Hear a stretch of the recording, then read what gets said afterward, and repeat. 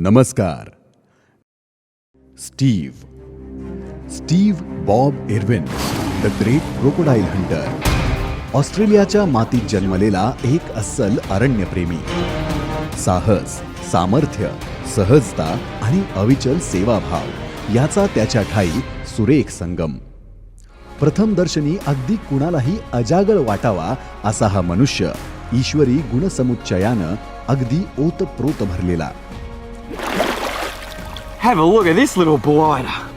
Crikey, he's as fat as mud.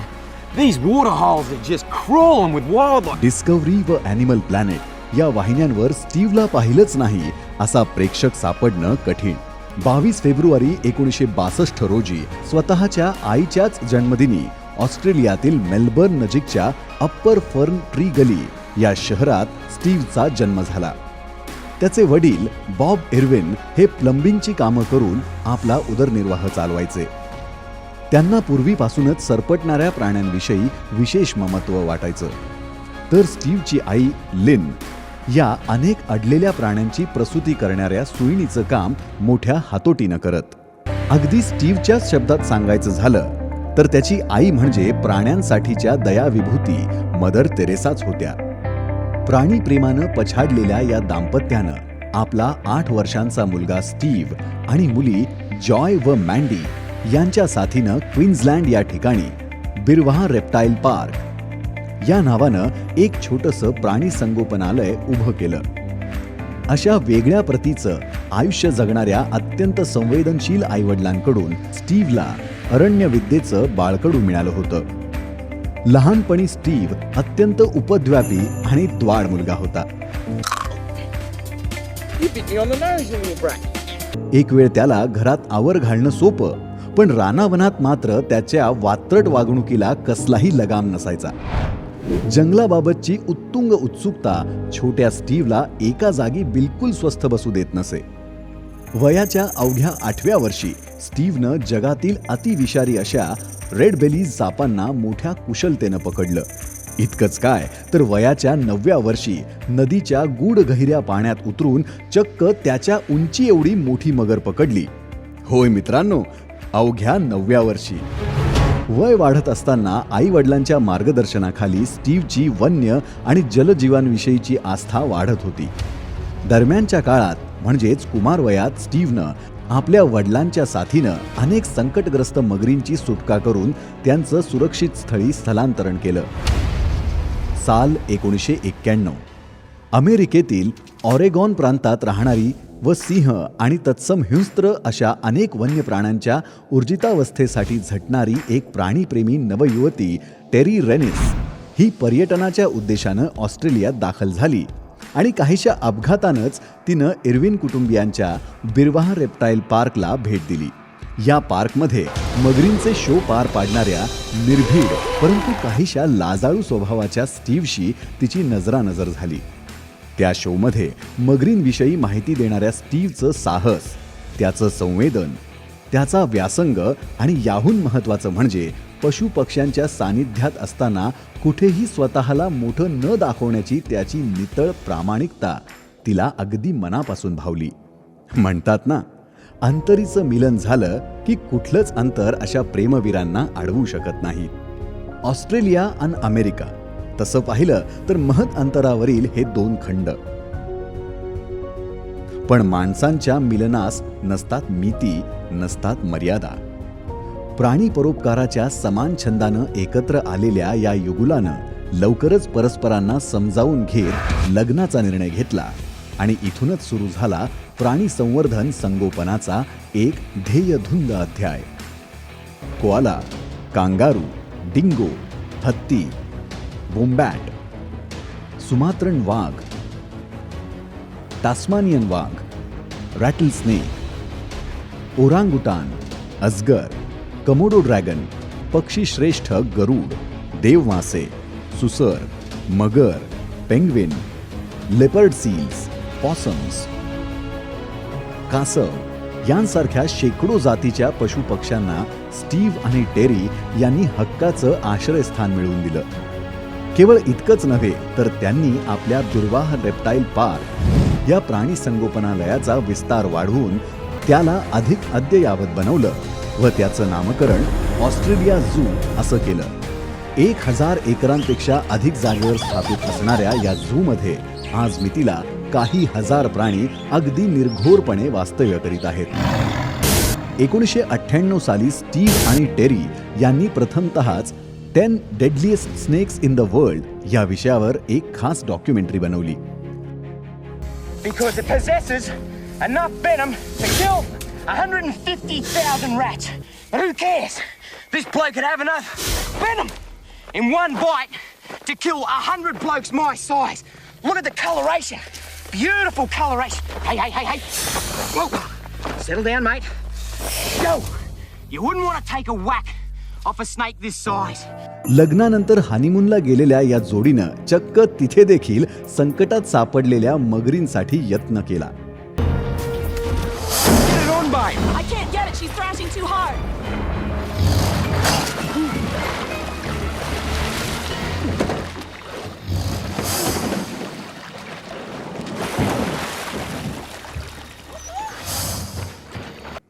याच प्रसंगी त्यांनी चित्रित केलेला व्हिडिओ हा द क्रोकोडाईल हंटर या जगप्रसिद्ध शोचा एक लोकप्रिय भाग ठरला.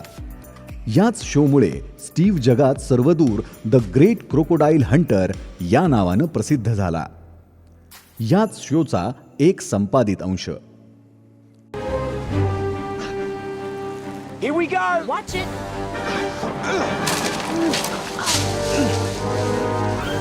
No wonder these modern day dinosaurs have survived over 60 million years. They're just so cunning.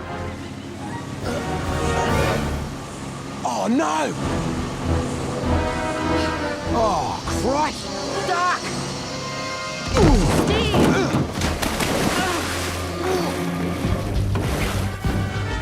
Stay with him, babe! Get up! I got him! This Croc's smart, real smart, but he's running out of water and steam. He shot up this creek to give us the flip.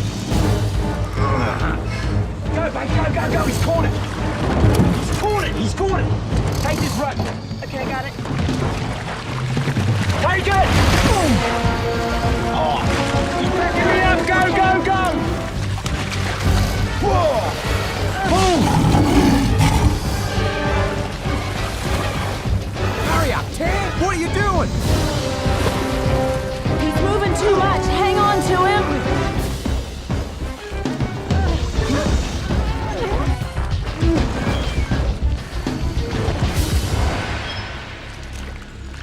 Okay. He's tired, mate. Okay, I Got to get his bottom jaw. I know. I'm gonna get my stick here.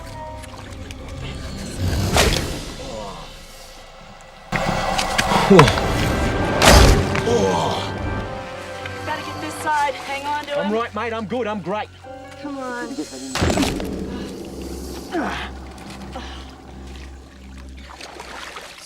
Okay. Give me my teeth. Oh, I don't have to use a stick. No, you don't. Okay, now get it under the rope. Okay. Get it under the top jaw rope. Yep. I'm gonna have to use my fingers, right? Okay, you're right. Over the top. Okay, Okay, I got it. go. मगर शेकडो वर्षांपासून पृथ्वीवर स्वतःचं अस्तित्व टिकवून अधिवास करणारा एक पुरातन महाकाय प्राणी. नुसतं नाव जरी घेतलं तरी अंगावर सरसरून काटा उभा राहतो. विक्राळ जबडा, कराल पाय, अगडबंब देह आणि प्रचंड ताकदीची शेपू. आपल्या सावजाचा काही सेकंदात फडशा पाडणारे भयंकर दात आणि भल्या भल्यांची दातखीळ बसावी असा घेतलेला प्रचंड देथरोग. याच मगरींच्या निरामयतेसाठी स्टीव्हनं असंख्य वेळा स्वतःचा जीव धोक्यात घातला. जगातील खाऱ्या आणि गोड्या पाण्यातील मगरींना प्रशिक्षित करून स्टीव्हनं त्यांचा खास शो स्वतःच्या क्रोकोझियममध्ये साकारला. मगरींबद्दल लोकांची कलुषित मतं बदलण्यासाठी तो अत्यंत काळीज देठापासून प्रयत्नशील होता.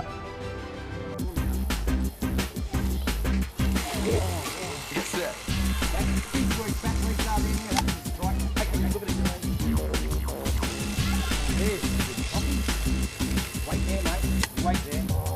What a good boy. Have a go at this for a dinosaur, would you? Isn't he a beauty? His teeth, you know, like longer and fatter than your thumb. So what? And his head's like a piece of steel.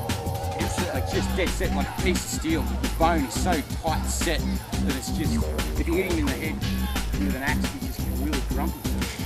सौंदर्य आणि कुरूपता, खरं पाहिलं तर हे मानवी मनाचे विभ्रम.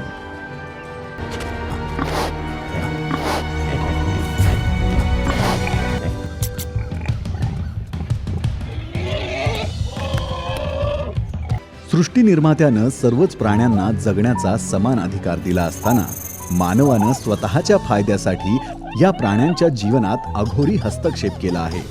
आणि ही बाब किती अन्यायी आणि गैर आहे हे पटवून देण्यासाठी स्टीव्हनं विविध माहितीपट, शोज, सिनेमे इत्यादींच्या माध्यमातून लोकजागृती केली.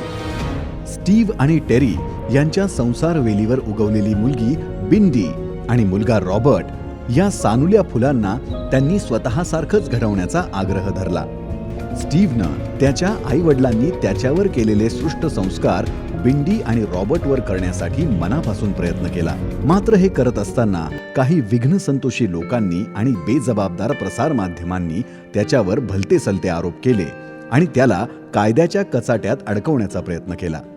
पण म्हणतात ना, स्वच्छ हेतूने केलेल्या कोणत्याही प्रामाणिक कार्याला कितीही अवरोध केला तरी साक्षात परमेश्वरही त्याला रोखू शकत नाही. लवकरच स्टीव्ह त्या सर्व तथ्यहीन आरोपातून निर्दोष मुक्त झाला. असंख्य हिंस्त्र प्राण्यांना त्यांच्या मदतीस्तव भिडणारा, पर्वतप्राय लाटांवर बिनदिक्कतपणे सर्फिंग करणारा स्टीव्ह आतून मात्र तितकाच अलवार, हळव्या मनाचा होता. आपल्या आईच्या मृत्यूनंतर मानसिक विच्छिन्न होऊन हमसून हमसून रडणारा स्टीव्ह फारच कमी लोकांना ठाऊक असेल. वेस मॅनियन, स्टीव्हचा सर्वोत्तम सखा, एकमेकांवर शब्दातीत प्रेम करणारे हे अभिन्न मित्र. स्टीव्ह, टेरी आणि वेस यांनी आपल्या सहकाऱ्यांसमवेत संपूर्ण जगभरातील विविध जंगली व जलजीवांचे रेस्क्यू ऑपरेशन यशस्वीरित्या पार पाडले. दिनांक 4 सप्टेंबर 2006 ओशन डेडलिएस्ट या कार्यक्रमाच्या चित्रीकरणासाठी स्टीव्ह ऑस्ट्रेलियातीलच बॅट रीफ या बेटावर गेला होता. या चित्रीकरणादरम्यान तो एके ठिकाणी खोल समुद्रात उतरला. त्यावेळी त्याच्या किंचितशा लापरवाहीमुळं समुद्रातील स्टिंग रे या माशाच्या अणकुचीदार विषारी काटा स्टीव्हच्या काळजात आरपार घुसला. हाय.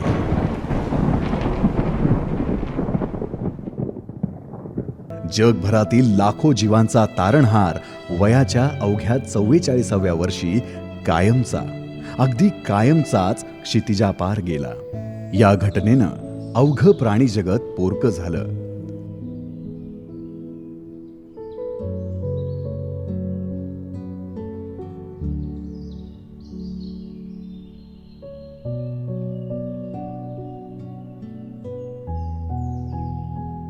आज स्टीव्हच्या पश्चात त्याची पत्नी टेरी एर्विन ही आपले सासरे बॉब, मुलगी बिंडी आणि मुलगा रॉबर्ट यांच्या साथीनं ऑस्ट्रेलिया झू हे त्याचं प्राणी संगोपनालय केवळ सांभाळतच नाहीत, तर त्यांनी त्याला एका वेगळ्या उंचीवर नेऊन ठेवलं आहे.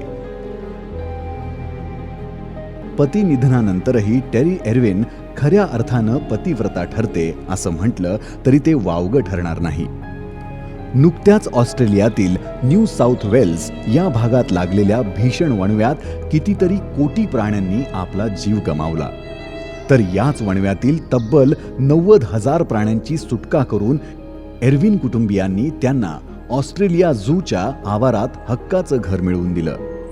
हे जगातील भूतदयेचं सर्वोच्च उदाहरणच म्हणावं लागेल.